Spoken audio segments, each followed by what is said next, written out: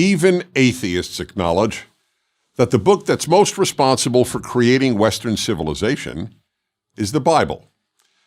Until very recently, that was considered quite an achievement. After all, it was Western civilization that created societies rooted in individual liberty, rooted in democracy, that affirmed the equality of all people, and which gave the world the notion of universal human rights.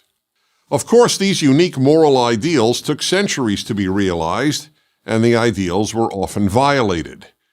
But only the West formulated these ideals, let alone achieved them, and then spread them around the world. In the last half-century, however, many of the recipients of these gifts, especially the well-educated, no longer regarded Western civilization as morally superior to any other.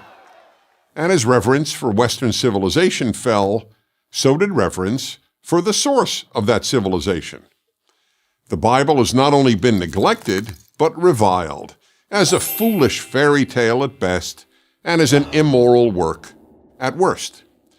This view springs not from intellectual rigor, but from intellectual laziness. People throw out all sorts of objections to the Bible as if there were no rational and moral responses to those objections. But the fact is, there are rational and moral responses to all those objections. I give many of them in my book, The Rational Bible, but let me offer two here. In the biblical book of Deuteronomy, it says, if someone has a rebellious son who does not obey his father and mother, his parents can take him to the elders of the city for judgment, and if the son is found guilty, the citizens are to stone him to death. Sounds pretty primitive, doesn't it? In fact, however, it was an enormous moral leap forward. This law ended forever parental ownership of their children, and with it, the right to kill them. The brilliance of this law was that it seemed to preserve the absolute authority of parents, but in fact ended it. But you will respond, the citizens of the city could still kill the child. Theoretically, that was true, but we have no instance of it ever happening in the history of the Jews, the people who brought the book into the world and lived by its rules. Critics of Western religion also often cite the famous biblical law, an eye for an eye, tooth for a tooth, hand for a hand, etc., as another example of an immoral biblical law. But this law, known by its Latin name, lex talionis, the law of retaliation, was another great moral advance. It was not meant to be taken literally, and it never was, for the simple reason that it's impossible to exactly duplicate bodily harm. Only a life for a life was meant literally, and taken literally, there is capital punishment for premeditated murder. So then, what did it mean? For one thing, lex talionis is the ultimate statement of human equality. Every person's eye is as precious as anyone else's. The eye of a prince is worth no more than the eye of a peasant.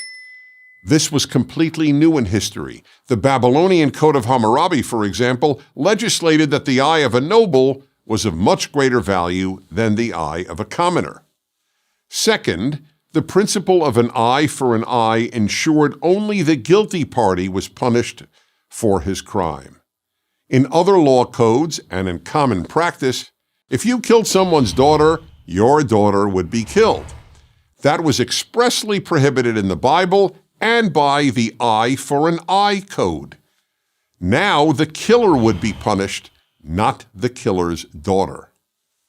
Third, lex talionis prohibited unjust revenge.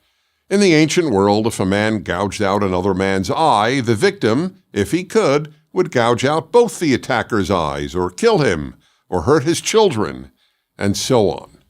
In contrast, eye for an eye ensured the victim receive appropriate compensation for the damages he suffered, but the punishment had to fit the crime.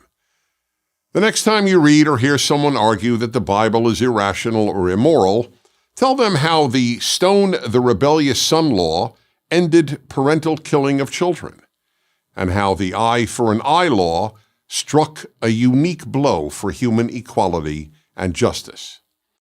If they're intellectually honest, they'll admit that they have learned something new. I'm Dennis Prager.